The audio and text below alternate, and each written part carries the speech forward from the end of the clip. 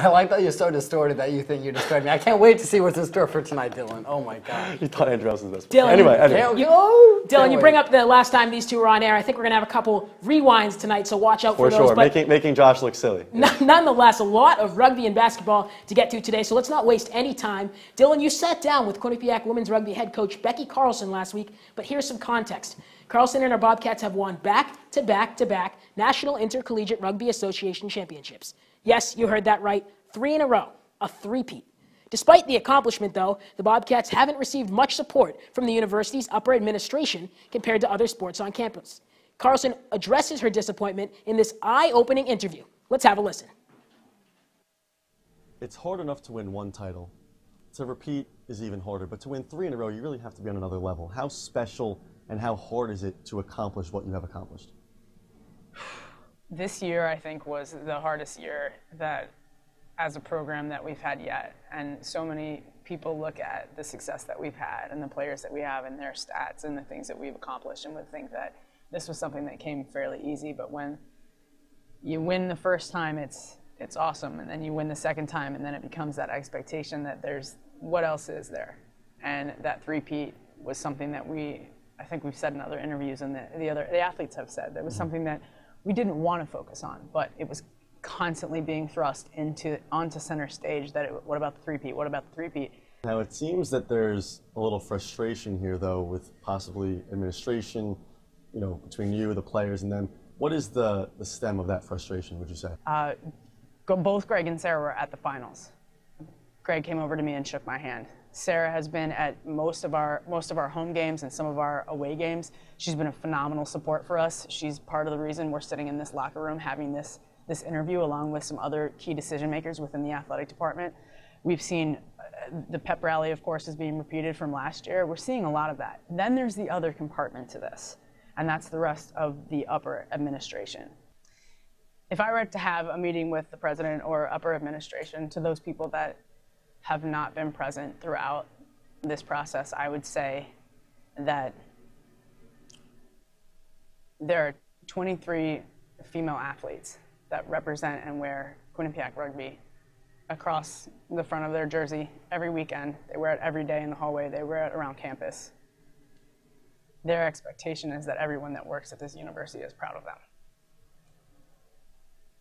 And the absence of the upper administration at an event like the national championship or even the semifinals or even a home game, for that matter, speaks volumes about the constituency that we feel has value at this university. And that I'm sorry that they were not able to witness that level of greatness, that level of accomplishment, and that they missed out on knowing 23 of the most amazing young women at this institution. Gentlemen, so now everyone has heard part of what Becca Carlson has to say. They can check out the full version on our website at q30tv.com. But I want to hear from you two. Dylan, obviously you conducted the interview, so let's start with you. What are your reactions? Well, I want to first applaud Becky for coming out and talking about something like this. It's hard sometimes when you're a coach and you're calling out upper administration at your school, the school that you're a coach at. Yeah. But when you win 3 straight national championships, I mean, it was definitely fair for everything she said. It was completely fair. I liked how she separated athletic administration from the rest of what she calls upper administration. So Greg Amodio on one side, presently on the other, the rest of upper administration. The fact that she was saying how Amodio was there, shook her hand after the game, congratulated the team, spoke to the team, what have you. But then separated that with upper administration, President Leahy not being at the game, and saying how he has been at hockey games and basketball games, spoken to the men's basketball team before games on multiple occasions, but has yet to show up to a rugby game, especially a national championship game, right in their backyard. So everything she said was fair. I applaud her for coming out and being so open and comfortable about a topic like this. Dylan, I mean, you did a great job of the interview, and you put it really well. But Thank you. The only thing I want to say is, what Becky said is Quinnipiac's on the front of their jersey, and so it doesn't matter if they have 3 seasons with championships or 3 seasons with no wins. They still represent Quinnipiac every time they take the field. So the championships, I mean, obviously they matter and bring recognition to the team, but it shouldn't matter in terms of the president being there. It shouldn't. I mean, I'd expect that's true, but it's just crazy to me. I mean, any other sport, I'm sure the president reaches out, says something, shows up. I mean, they're right in their backyard. The game was at home. All 3 playoff games were at home. It's just I'm not saying the whole game. I'm not saying every single game. I'm not saying go on the road. But it would have been nice. I mean, maybe a half, a little bit talk to Becky after the game. Half. Something like pick up a phone and call. Yeah. That's all I was saying. And that's all we were trying to get at with the whole thing. But again, I applaud her for being so open about it and coming out and speaking about it, MJ. Yeah, guys, completely echo all of that statement. I mean, if you're a fan of women's rugby, women's sports as a whole, please do us a favor. Check out that full thing on our website. And if you're here on Quinnipiac's campus, Wednesday afternoon at noon, the school is holding a pep rally for the women's rugby team in their most recent national championship. All right, so let's transition now to the hardwood that the Quinnipiac men's and women's basketball teams play on. The women's basketball team picked up a big road win over Richmond on Friday, but it came at quite a significant cost. Sarah Schuin and Vanessa Udoji came down with injuries and didn't finish the game. Josh, with you on the women's basketball beat, we'll start with you. What is the impact and magnitude of these injuries for this team? First of all, MJ, the magnitude is huge. I mean, Sarah Schuin's basically their sixth person, and Vanessa Udoji starts at the 2. So it's huge for this team. I still think they're going to win the MAC. I don't really see it impacting them winning the MAC. They still put out the best 5. They still put out the best starting 5. Taylor Hurd will fill in at the 2 spot. It will impact them in the NCAA tournament, no doubt. Sarah Schuin and Vanessa Udoji are huge players on this team. I don't see a team beating them in the NCAA tournament. Okay, all right, so pretty much all I took from that was that it will impact them, but it won't. That's what I'm saying. It's a huge impact, but it won't impact them whatsoever. That's what you said. It won't impact them until the NCAA tournament, which they will still reach because they are still the best team in the conference. I don't know. I don't know about that now. Really? I don't know about that. Fabry, Hurd, please. Faye, is it my turn? Is it my turn to talk now? McClure, Okay. I'll say what did you say earlier? Oh, stop. Okay. First of all, Sarah Schuin is leading the team in scoring and is second in rebounding. So to say that she doesn't impact the team in conference play and in the conference tournament is ridiculous. I didn't say won't impact. I said they'll still win the conference, though. Right. And I well, if what? If she's out how long? The rest of the season? Out until tomorrow? What? Okay. If they miss the entire season, I'm assuming, will they still win the MAC? Yes. No, I don't think so. She leads the team in scoring, second in rebounding. She was the MAC Player of the Week this week.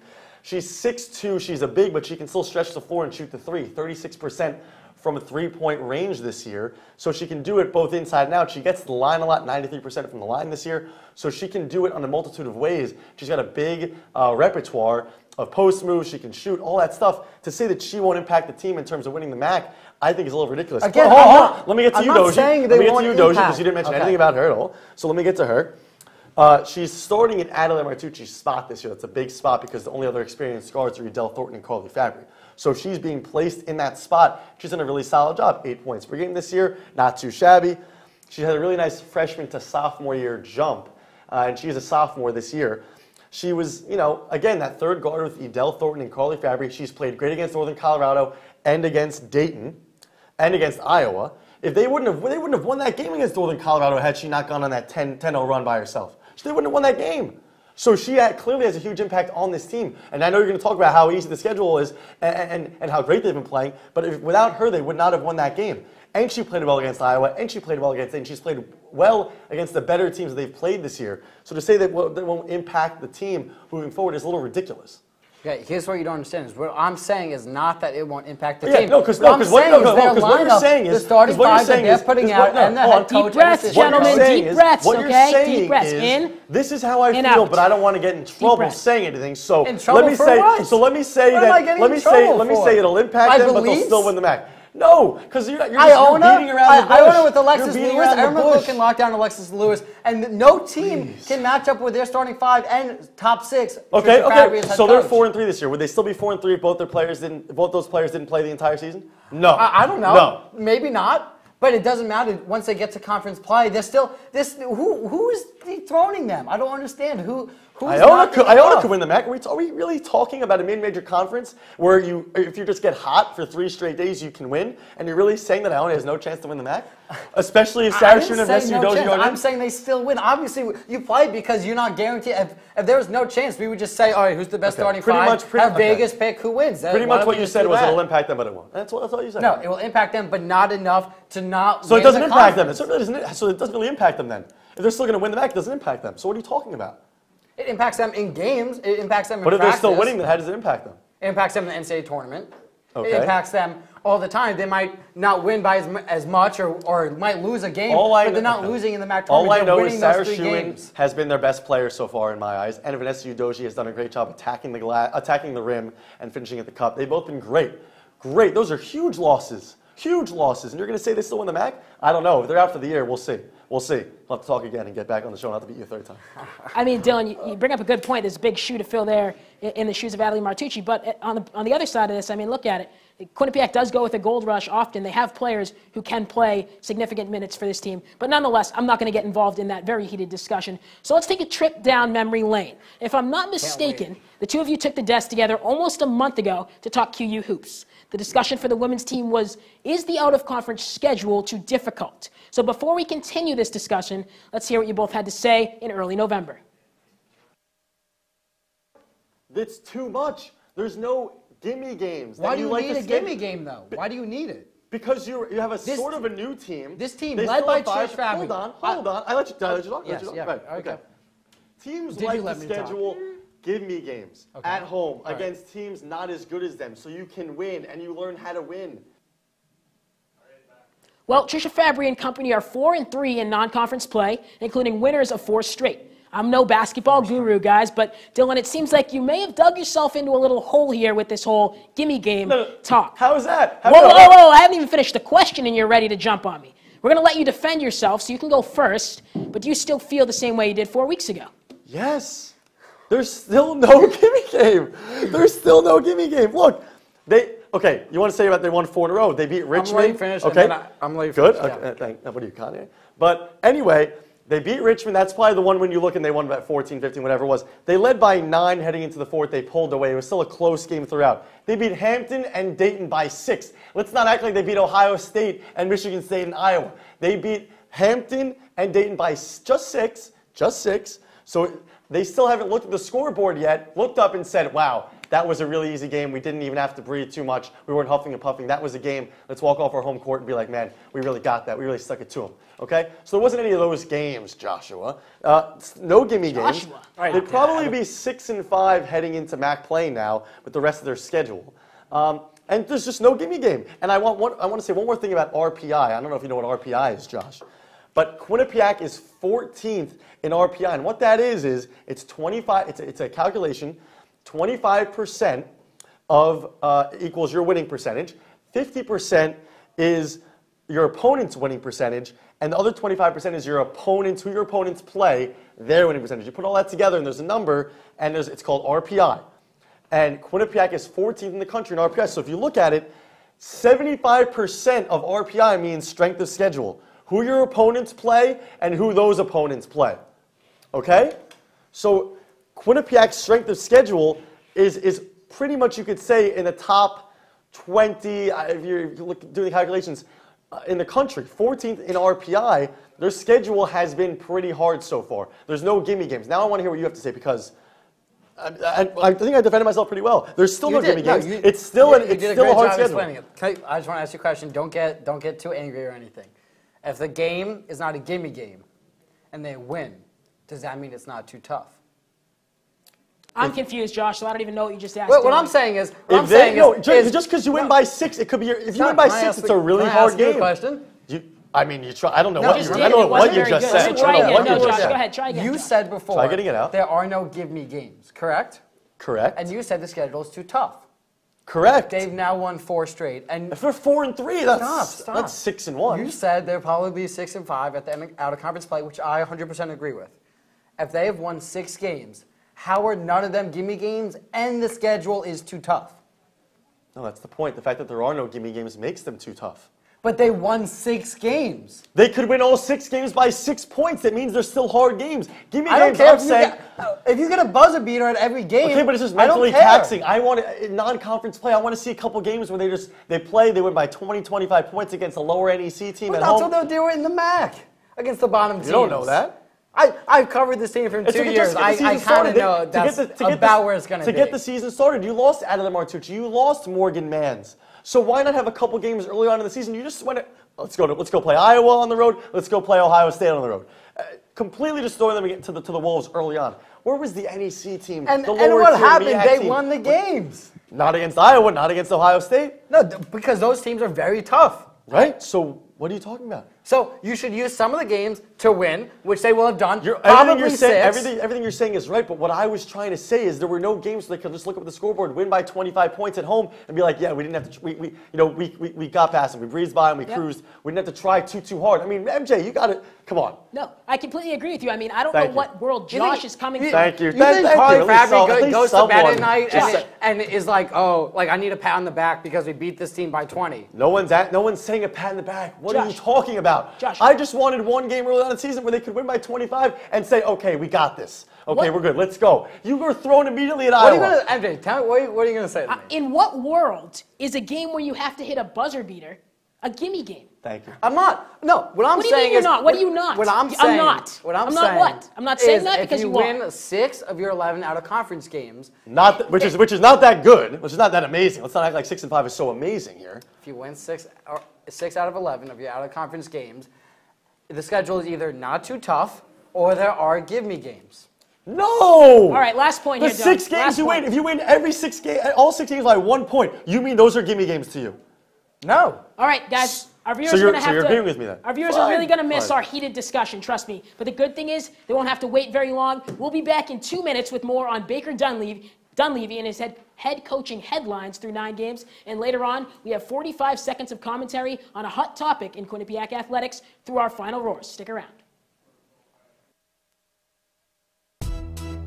Bobcat Breakdown, presented by the Quinnipiac Bobcat Sports Network. We are your source for debate. Did they make the playoffs last year, Tom Jenkins? When it clicks, it clicks. We dissect Quinnipiac athletics on a scale you've never seen before. With Tobia, it almost looks like she's reaching a little bit. Plus, we bring in the biggest names surrounding college sports. We are live here at the Times Union Center with Jay Billis. And of course, some comedy. But you can only have so much arena food. I think you're crazy. Bobcat Breakdown. Tuesdays at 9:30. Coming up on #that, we talk about some fun events around Quinnipiac's campus. And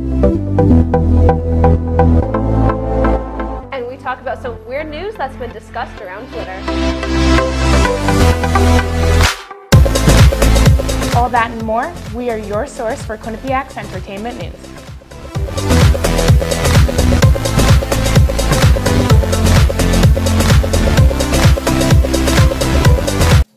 Phew.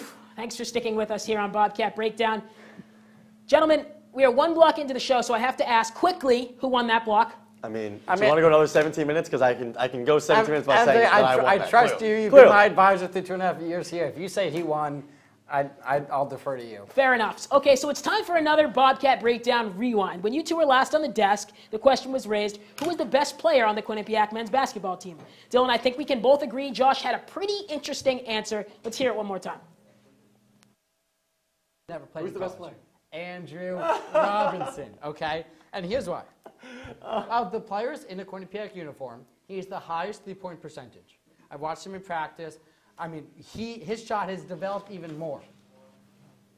Okay, so Josh says Andrew Robinson, and for full disclosure purposes, Dylan said it was Shays Daniels. Guys, let's revisit the question at this point in the season. Do you still agree with your choice? Josh, I think it's your turn to start. So I'm going to have to explain some stuff. So are you going to pay me the same respect I paid you for? Okay. Go ahead. So I was wrong. I'm man enough to admit when I was wrong. Andrew is not the best player. And I know this is not the question that was asked. I just want to defend myself for a minute or two. You said Andrew would average, what was it? Hold on, I have it right here. I don't think I said how many he would average. I watched it back. 15 minutes. Okay, so now he's averaged 25 minutes so far, up from 11 last season. His points per game is 8.4, up from 3.8 last season. 3-point percentage is 41%, up from 34 last season. And that includes a game, again, it's his fault, that he was 1 for 8. He played 33 minutes against Columbia. And look, I don't care. Okay, I've said he's not the best player. So we can move, you don't have to keep going at me for that. I don't care whether he starts or not if he gets 33 minutes in a 40-minute game. Why do I care if he plays the first 4 or the last 33? It does not make a difference if they say his name in the starting lineup. Personally... Really? Okay. Personally, if you play the last 5 minutes of a game, last 4 minutes of a game, it proves that your coach trusts you more than if he plays you the first 4 minutes of the game. Of a close game, which it was the other day, which it was against Columbia. But you're forgetting the point, Josh. The last time we were on, you said he would be starting by January 18th. So now you're okay, coming but it's back. not. I'm not working that back. I'm not working that back. I'm still there. But you did. No, but you just said that I said he's not the best player. I don't care if he doesn't start. I don't care if he doesn't start. Yeah, but you did say he'd be starting by January 18th, which he could be. I know points aren't everything. Isaiah Washington has played 47 more minutes and has 3 more points. I know points aren't everything. Look, I will say this about Andrew Robinson. He has been great. He's been great off the bench. Huge help off the pine for Quinnipiac. Definitely not 7th or 8th man, which is what you said. No. He's played 5th most minutes on the team. Again, I'm wrong about that. He is probably the 3rd or 4th best player right now, playing very consistent and well off the bench for Baker Dunleavy. But again, he's not the best player. But again, even I might be wrong a little bit. That Chase Daniels isn't the best player. You can make the case for Cam Young. You can make, Sierra Goodwill said last night that Rich Kelly might be the best player or the most valuable at the point guard position. So there's a whole slew of guys that could be the best player. Now, I think Chase has a better case than Andrew. Wouldn't you say? I would. Okay. So I like Chase has a little dog in him, you know.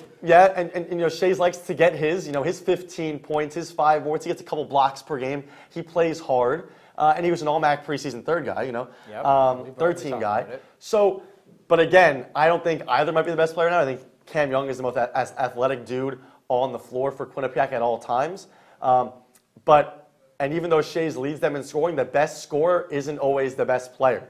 So we have to keep that in mind. And maybe Shays isn't the best player. Maybe it is Cam Young. Maybe it is Rich Kelly. Maybe it will be Andrew Robinson. We don't know. We don't, and that's the beauty. That's why you play the game. That we don't know, MJ. We don't. All right, so moving on to the next question, let's address the consistency, or should I say lack thereof, from the Quinnipiac men's basketball team. An opening game win, 5-game losing streak, then alternating wins and losses. So why is this team so inconsistent? Dylan, your turn to start. I think part of it is that they just haven't played a whole lot together yet. I mean, you're dealing with Rich Kelly's a freshman, Isaiah Washington's a grad, but he didn't play here last year. You've got Cam Young, who barely played any minutes last year, so it's going to be tough. Aaron Robinson redshirted last year. Andrew Robinson, as we've talked about, didn't get a ton of minutes last year. So you put all that together, they're going to be inconsistent. They're going to be hard days. What's interesting, Josh, is that they have beaten UMass. They took Colorado to the buzzer. If it wasn't for a rhythm 3 at the top of the key by Colorado's point guard, Quinnipiac would have won that first game in the Paradise Jam, and we'd be talking about something completely different. But they lost. But they beat UMass, and they took Colorado to the buzzer. But they lose to Brown, Lafayette. They beat Columbia on the road last night. It's just so inconsistent, but it's because they haven't played together a whole lot. Some of the guys are young. They just haven't gelled. They still have to deal with the system, Baker Dunleavy's guard-centric system. It'll take time, and hopefully, for their sake, in conference play, they're more consistent than they have been so far at 3-6. I agree with you, Dylan. I want to point out the offense. So I'm going to exclude 3 games where they scored 89, 58, and 55 points. They've scored 78, 72, 69, 72, 72, 68. They've scored 72 3 times. In a game where points can vary so much, it's pretty amazing to see the offense, which has a low of 28% from the field and a high of 56%, constantly score the same amount of points. It's pretty interesting. I want to draw attention to 2 players really quick that have been up and down the score sheet. Again, points aren't everything. Isaiah Washington has been up and down, and Cam Young scored 26 points in a 4-game span twice, and single digits the other 2 times. MJ, real quick, Jacob Bergoni off the bench has been fantastic for them from Australia. Freshman can Especially shoot. as of late. He has been great the last 2 games. Same with Rich Kelly. Huge move last night. All right, so thankfully the tempers aren't as high this time, but let's let them settle. Take another quick break. When we return, it's Game of the Week and Final Roar time. Don't go anywhere. Hello, and tonight on Sandwich News, we will determine what makes a good sandwich and a bad sandwich. First, the standard sandwich. Uninspired, and frankly, a little gross. But we have here a Ray and Mike sandwich, the Cadillac of sandwiches. And if you want one, well, come on down to Ray and Mike's at 3030 Whitney Ave, Hamden, Connecticut. Open every day from 6 a.m. to 10 p.m. QCash is accepted. Now that's a sandwich.